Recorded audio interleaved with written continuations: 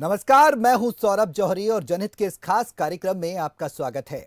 आज जनहित में जिस अहम मुद्दे को उठाया गया है उस पर बात करना बेहद ही जरूरी है, क्योंकि आज का मुद्दा देश के भविष्य को लेकर है। माता पिता अपने बच्चों के भविष्य को लेकर हजारों ख्वाब संजोते हैं। बच्चे भी दिन रात मेहनत करके कभी आर्मी पुलिस तो कभी किसी और सरकारी नौकरी की तैयारी करते हैं, जी तोड़ मेहनत करते हैं। और जब सब कुछ ठीक होने की बारी आती है तो कभी भर्ती रद्द कर दी जाती है तो कभी पेपर ही कैंसिल कर दिए जाते हैं, बिना ये सोचे समझे कि उन युवाओं को इसकी वजह से कितना बड़ा खामियाजा भुगतना पड़ सकता है।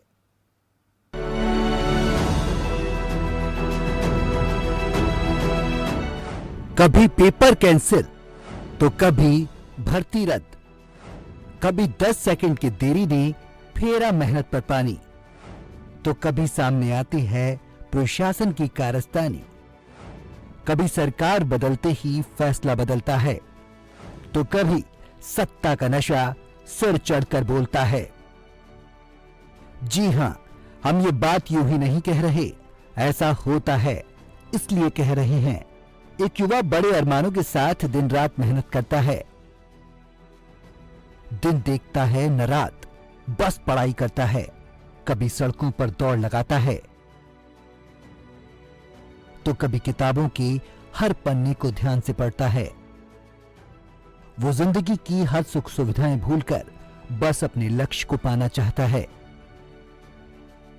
अपने गरीब माता पिता के सपने को अपनी आंखों से देखता है, साथ ही अपने बच्चे से हर माता पिता को उम्मीद होती है। युवक कड़ी मेहनत कर आर्मी और पुलिस की भर्ती देखता है।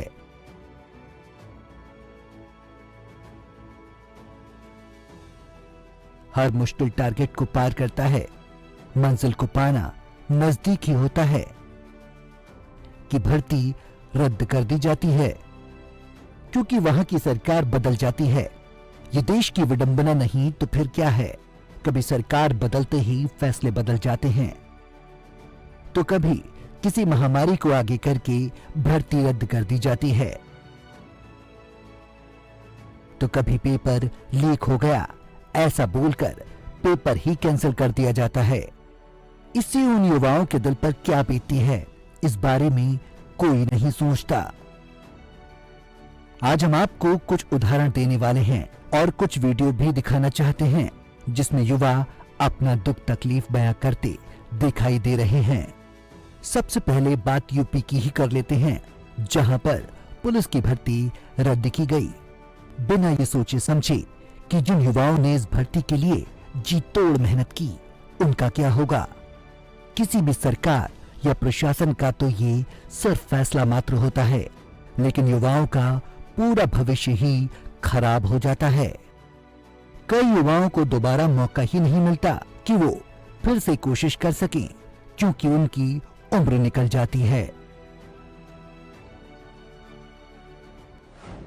जगह यूपी। पुलिस भर्ती 2013। तभी यूपी में बदल गई सरकार। सरकार बदलते ही पुलिस भर्ती हुई रद्द। युवाओं से करवाए गए फिर से आवेदन। चलिए अब हम आपको यूपी से आई कुछ वीडियोस दिखाते हैं जिसमें पुलिस में भर्ती का सपना संजोने वाले युवाओं का भविष्य सरकार के सिर्फ एक फैसले की वजह से कैसे गर्त में चला गया।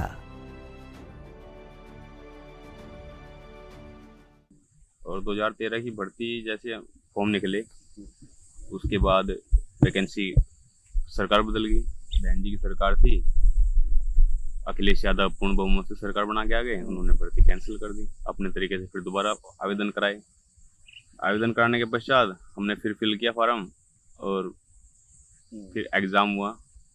प्री एग्ज़ाम करवाए, प्री एग्ज़ाम कराया, उसके बाद फिर मेन एग्ज़ाम के बाद फिर हमने फिजिकल दिया। फिजिकल के बाद गवर्नमेंट की कुछ ऐसी आरक्षण की कमी के कारण कुछ आरक्षण उन्होंने गलत सेट कर दिया था, जो हम लोगों का चयन नहीं हुआ।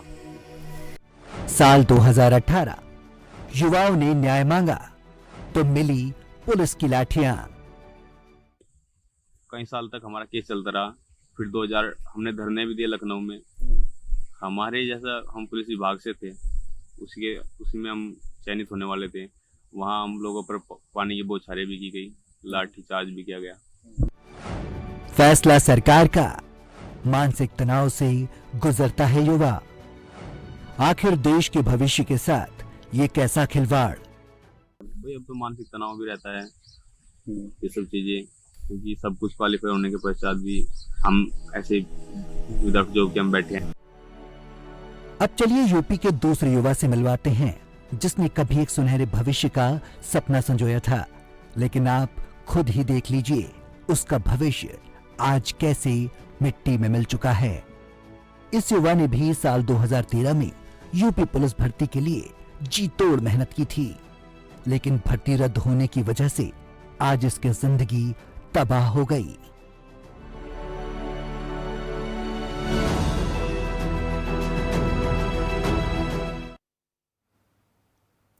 राज्य की सरकारें वैकेंसी निकालती हैं, बच्चे फॉर्म भरते हैं, पेपर देते हैं। कभी पेपर कैंसिल हो जाता है तो कभी लंबे समय तक रिजल्ट ही नहीं आता, तो कभी आर्मी या पुलिस की भर्ती रद्द कर दी जाती है। ये सिलसिला आज से नहीं, लंबे वक्त से चल रहा है। टीजीटी टीचर भर्ती का मामला हो, ग्राम सचिव पेपर कैंसिल का मामला हो, पुलिस भर्ती कैंसिल का मामला हो या फिर कोई और मामला, सरकार का सिर्फ एक फैसला होता है, लेकिन इसका भुगतान उन लोगों को करना पड़ता है जो ना जाने कितने सालों से नौकरी लगने की उम्मीद लिए मेहनत करते हैं। शायद सरकार और प्रशासन ये भूल जाता है कि उनमें हजारों बच्चे ऐसे होते हैं जिनका शायद वो आखिरी पेपर होता है। उसके बाद उम्र की पाबंदियां उन्हें बेरोजगारी की तरफ धकेल देती हैं।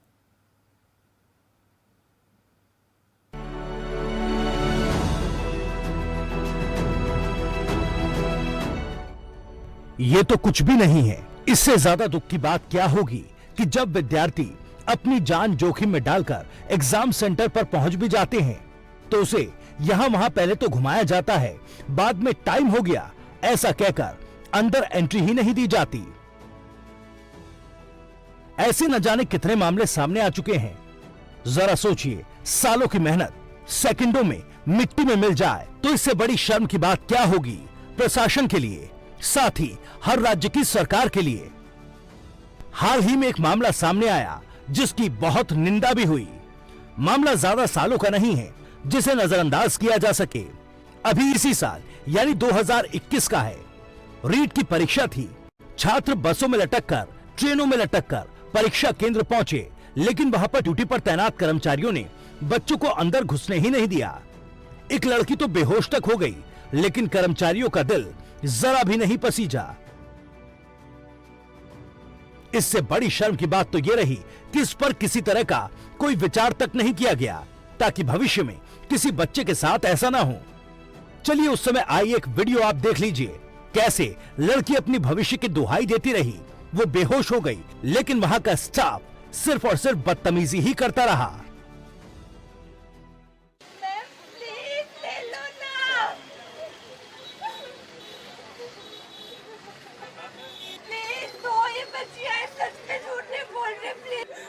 एक बार बोल दो प्लीज, एक बात सोचना प्लीज मैम, दो ये सच में सर, प्लीज खोल दो ना प्लीज मैम, दो ये 100 मीटर आगे जा खड़े हो जाओ, फिर वापिस आना अपने गेट पे लोग लाग चलो।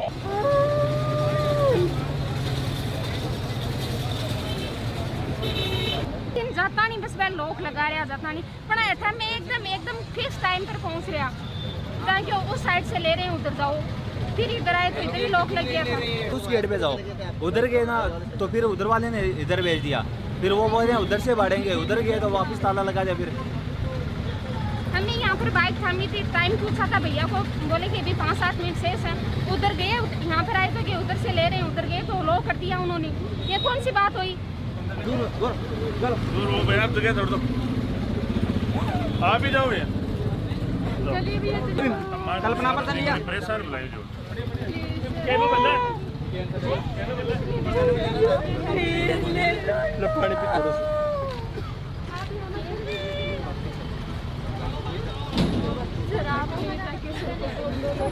नहीं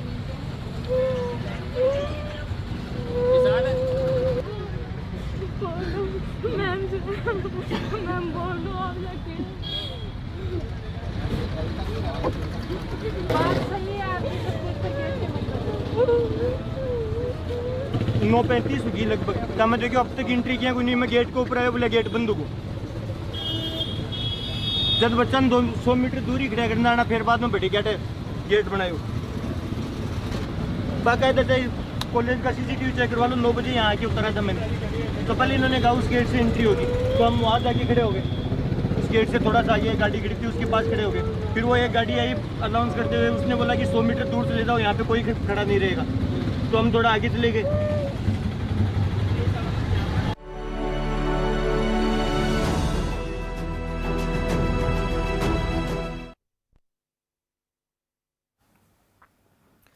इससे ज्यादा भला शर्म की बात क्या होगी। जो छात्र कोसों दूर से परीक्षा देने जाता है उसे गेट से ही बाहर कर दिया जाता है, ये कहकर कि टाइम हो गया, जबकि पेपर शुरू होने में अभी भी आधे घंटे का टाइम बाकी था।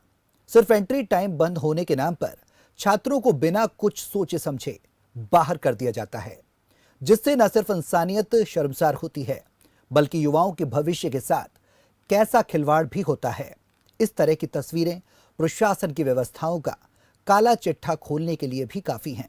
इस मुद्दे को लेकर खबरफास्ट की टीम ग्राउंड पर जाकर युवाओं से बात भी कर रही है, ताकि प्रशासन के सामने खबरफास्ट के जरिए उनका दुख, उनका दर्द और उनकी समस्याओं को उजागर किया जा सके और उनकी आवाज को जनता के कानों तक पहुंचाया जा सके।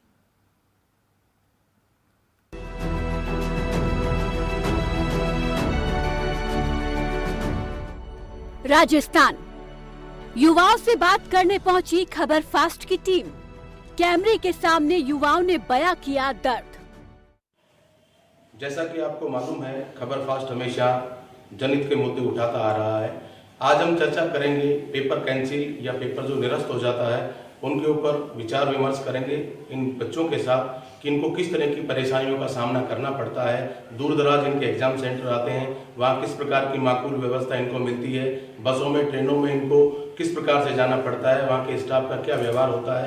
इसी की तहकीकात के लिए हम आज इन बच्चों से बात करेंगे और जानेंगे इनको किन किन प्रकार की समस्याओं का सामना करना पड़ता है, जिस पर राज्य सरकार ध्यान दे।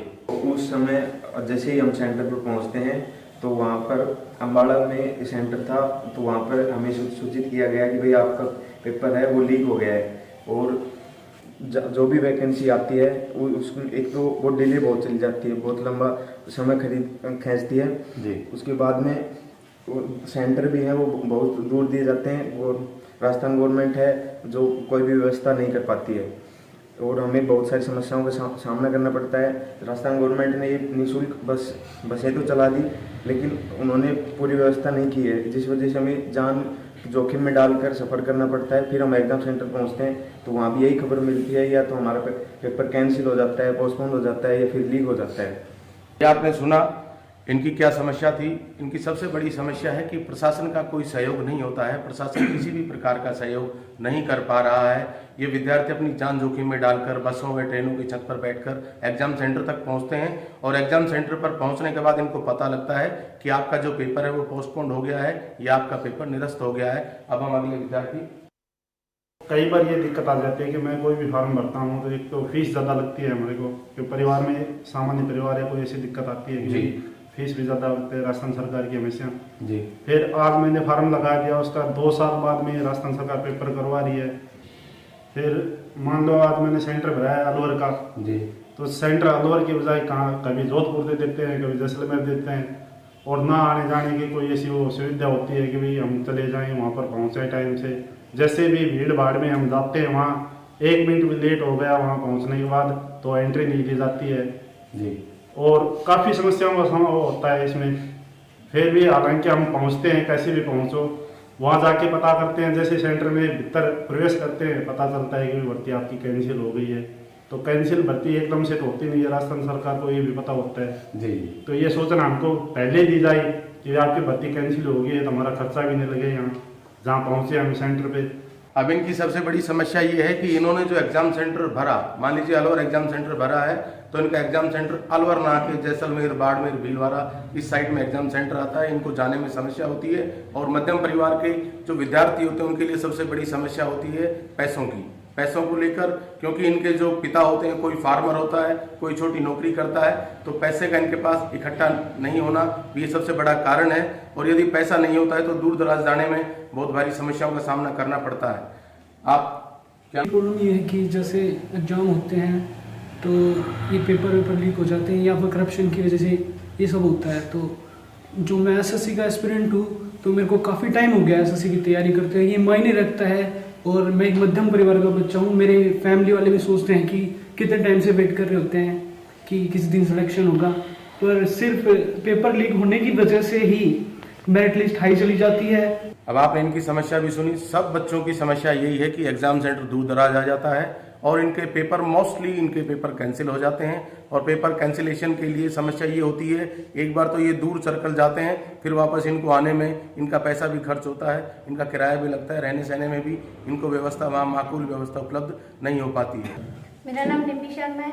मैं ये कहना चाहती हूँ कि पहले तो जो गवर्नमेंट सरकार है वो एग्ज़ाम को पोस्टपोन करती गई, आगे बढ़ाती गई, लेकिन ये बोल रहे थे कि कोरोना काल है, इस भर्ती को अगली भर्ती में एक्सचेंज कर दिया गया। और मैं ये कहना चाहती हूँ कि जो गवर्नमेंट सरकार है वो फॉर्म फिल करवाती है, इतने पैसे आते हैं, भर्ती रद्द कर देती है, पैसे जाते कहाँ आखिरकार। जैसा कि हमने कोचिंग के विद्यार्थियों से बात की है कि उनको किस प्रकार की समस्याओं का सामना करना पड़ता है, जैसे पेपर लीक हो जाता है या पेपर पोस्टपोन हो जाता है, उसी प्रकार से आप कोचिंग चला रहे हैं। कितने वर्षों से कोचिंग चला रहे हैं आप? मेरा नाम विनय कुमार है। मैं काफ़ी साल से, लगभग 8-10 साल से कोचिंग चला रहा हूँ जी। तो मुझे ये बताइए कि जैसे जिन बच्चों ने एग्ज़ाम की तैयारी कर ली, भरपूर तैयारी कर ली है, और तैयारी करने के बाद बच्चा एग्ज़ाम देने के लिए जब आगे जाता है और उसका एग्ज़ाम पोस्टपोन हो जाता है और उसके बाद जब बच्चा दोबारा आता है, तो बच्चों को किस प्रकार की समस्याओं का सामना करना पड़ता है या आप लोगों को किस प्रकार की समस्याओं का सामना करना पड़ता है, जरा उस बात को शेयर कीजिए। जैसे ही कोई विज्ञप्ति आती है तो बच्चा हमारे पास तैयारी के लिए आता है। वो एग्जाम से 3-4 महीने पहले ही कोचिंग स्टार्ट कर देता है और लगभग हम उस बच्चे को इस स्तर तक तैयारी करवाते हैं ताकि वो इस एग्जाम को 100% फाइट करे जी। और बच्चा कड़ी मेहनत से तैयारी करता है, फीस देता है। हर कैटेगरी के बच्चे आते हैं जिनकी आर्थिक स्थिति कमजोर होती है, जिनके फादर मान लीजिए किसी से बिलोंग करते हैं, तो वो बच्चे कड़ी मेहनत करते हैं और फिर जब एग्जाम देने जाते हैं तो पता चलता है कि एग्जाम लीक हो गया, पेपर लीक है और किसी कारणवश वो लेट हो जाते हैं, पोस्टपोन हो जाता है पेपर। तो इस वजह से बच्चे हताश हो जाते हैं और उनकी नेक्स्ट डेट का इंतजार करते हैं। जैसे पेपर लीक हो जाता है तो महीने 2 महीने तो उनको एडजस्ट होने में टाइम लगता है जी। और फिर जैसे ही वो नई शुरुआत करते हैं तो उनको दोबारा से फीस पे करनी होती है और दोबारा से अपना टाइम वेस्ट करते हैं। परिवार वाले सोचते हैं कि हमारा बच्चा जल्दी से एडजस्ट हो, एग्जाम फाइट करे, और लेकिन फिर भी काफी परिस्थितियों का हमें सामना करना पड़ता है। इस प्रकार की समस्या भी आती है जैसे बच्चे ने काफी ऊंचे स्तर तक पढ़ाई कर ली और बच्चे का पेपर पोस्टपोन हो जाता है, तो क्या इस प्रकार की परिस्थिति भी आती है कि बच्चा डिप्रेशन में आ जाता है, माइंड डिस्टर्ब हो जाता है, इस तरह की समस्याएं भी आती हैं? इस प्रकार की समस्या आती है बच्चे के साथ में, ताकि स्टूडेंट लंबी तैयारी करता है और फिर पेपर लीक हो जाता है तो माइंड डिस्टर्ब हो जाते हैं, डिप्रेशन में चले जाते हैं। कुछ बच्चे एग्जाम की तैयारी करना छोड़ देते हैं, वो हताश हो जाते हैं कि हमने तो तैयारी की और जो अदर स्टूडेंट हैं वो बिना तैयारी के पेपर लीक करवा देते हैं, पेपर उनको मिल जाता है पेपर, तो इसलिए वो तैयारी करना भी छोड़ देते हैं। इससे जो गरीब बच्चे होते हैं या मीडियम वर्ग के बच्चे होते हैं उन पर काफी प्रभाव पड़ता है, वो पढ़ाई से एक तरह से उनका बोझ टूट जाता है। कई ऐसे बच्चे होते हैं जिनको इस परिस्थिति का सामना करने में मुश्किलें होती हैं और वो बच्चे हताश हो जाते हैं या डिप्रेशन में चले जाते हैं, मेंटली डिस्टर्ब हो जाते हैं। तो इसलिए हम लोग कहना चाहते हैं, राज्य सरकार से यही कहना चाहते हैं कि जो पेपर आपने डेट दी है उस पेपर पर 100% ही आप अपने एग्जाम को कंडक्ट करवाएं, जिससे गरीब बच्चे जो हैं और जो बच्चे इंटेलिजेंट हैं उनके दिमाग पर किसी प्रकार का प्रभाव ना पड़े और आर्थिक समस्याओं का इन बच्चों को या इनके गार्जियन को समस्या का सामना ना करना पड़े। धन्यवाद।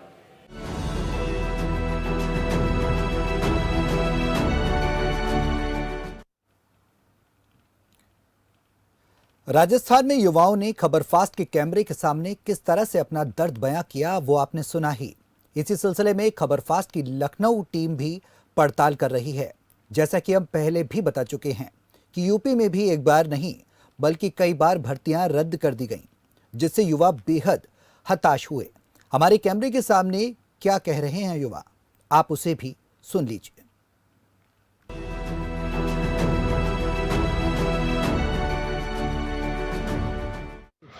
प्रतियोगी परीक्षाओं की तैयारी कर रहे छात्र छात्राओं के सामने उस वक्त बड़ी मुसीबत आ जाती है जब वो घर से निकलकर अपने एग्ज़ाम सेंटर पर पहुंचते हैं और उनको पता चलता है कि उनकी परीक्षा आज नहीं किसी और दिन होने वाली है, या तो फिर वो परीक्षा किन्हीं कारणों से रद्द हो जाती है। कभी कभी ऐसा होता है कि लोग कहते हैं कि परीक्षाओं में पेपर लीक हो गया, जिसकी वजह से ये परीक्षा अब रद्द की जा चुकी है। इसमें देखने वाली बात ये होती है कि जो छात्र छात्राएँ हैं उनको अपने घर से वहाँ तक जाने में जो परेशानियों का सामना करना पड़ता है, ऐसे में क्या कदम उठाए जाते हैं और क्या दिक्कतों का सामना करना पड़ता है? काफ़ी दिक्कतों का सामना करना पड़ता है, क्योंकि हम लोग बहुत सी पढ़ाई करते हैं जिसके बाद परीक्षा का समय आता है और जब नहीं देने को मिलते बहुत दिक्कत मिलती है और किराया भाड़ा भी खर्च होता है और मतलब काफ़ी परेशानियों का सामना करना पड़ता है। हमें बहुत परेशानियों का सामना करना पड़ता है। जैसे कि हम उन्नाव से अगर लखनऊ हमारा सेंटर पड़ा है तो हमारा किराया भी वेस्ट हो जाता है और प्लस जो हमारे पापा सरकारी नौकरी या फिर किसी भी प्राइवेट जॉब में हैं या मम्मी, तो वो भी हमारे साथ में जाती हैं, तो उन्हें भी बहुत निराशा का सामना करना पड़ता है।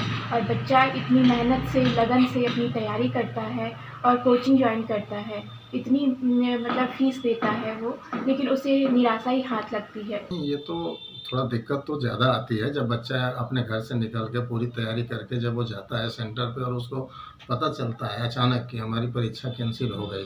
खैर ये हम लोगों में तो नहीं रहता, लेकिन यह है कि अगर कैंसिल हो गई तो बच्चों के ऊपर जो दिन रात तैयारी किया है उसके ऊपर असर तो पड़ता है इसका। थोड़ा सा बच्चा नर्वस होता है और पूरी तैयारी करता है तो थोड़ा वो इरिटेट भी होता है कि तकलीफ़ होती है उस बच्चे को। लेकिन अगर सरकार के संज्ञान में आ जाता है कि कहीं पेपर आउट हो गया या कहीं कोई दिक्कत हो गई या किसी हिसाब से प्रॉब्लम खड़ी हो रही है, तो सरकार के संज्ञान में अगर आता है तो सरकार अगर परीक्षा कैंसिल कर देती है तो एक अच्छी बात है। क्योंकि अगर सरकार परीक्षा कराती है और इसके बाद अगर परीक्षा होते हैं और जो तैयारी करके बच्चे गए हैं और वो नहीं निकल पाते हैं, जो तैयारी किए हैं उनको नहीं मिल पाता है, तो बच्चे थोड़ा नर्वस होते हैं और उन्हें तकलीफ़ होती है। तो ये अगर परीक्षा कैंसिल चाहे अचानक हो या पहले हो, अगर सरकार के संज्ञान में आता है तो हमें लगता है कि अच्छी बात है।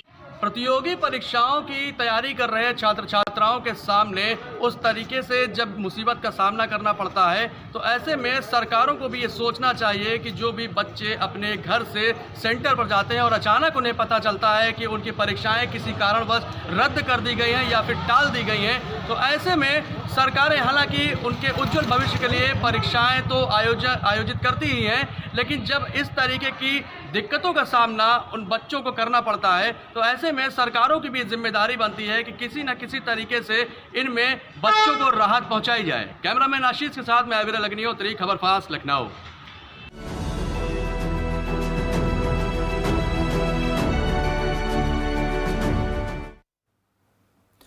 तो पेपर कैंसिल कर दिए जाते हैं, भर्तियां रद्द कर दी जाती हैं, युवाओं के भविष्य के साथ खुलकर खिलवाड़ किया जाता है। सरकारी रोजगार की बात करती हैं, बेरोजगारी बढ़ाने की बात करती हैं, देश में अपराध कम करने की बात करती हैं, लेकिन क्या कभी सोचा है इसी तरह से पेपर कैंसिल होते रहे और युवा बेरोजगार होते रहे तो उनके भविष्य का क्या होगा? कैसे अपराध बढ़े कम होगा? कैसे बेरोजगारी नहीं बढ़ेगी? क्या प्रशासन और सरकार कभी ये सोचती है? कितने ऐसे युवा हैं जिनकी भर्तियां रद्द होने और पेपर कैंसिल होने की वजह से उम्र निकल जाती है, आगे भी कोशिश करना चाहें तो नहीं कर पाते, क्योंकि सरकारी नौकरी के लिए हर राज्य की सरकारों ने उम्र की समय सीमा तय कर दी है। बावजूद इसके प्रशासन की गालियों का खामियाजा युवाओं को भुगतना पड़ता है, यानी कि जो गलतियां हैं प्रशासन की उसका खामियाजा युवा भुगतते हैं। जनहित का ये मुद्दा आगे भी बढ़ेगा, आपको हम ये भी दिखाएंगे अब तक कितनी भर्तियां रद्द हो चुकी हैं, कितने युवाओं की जिंदगी से खिलवाड़ हो चुका है, आखिर जिम्मेदार अधिकारी इस बारे पर क्या कहते हैं। आज के लिए इतना ही, कल फिर होंगे हाजिर इसी गंभीर मुद्दे को लेकर। तब तक के लिए दीजिए इजाजत, नमस्कार।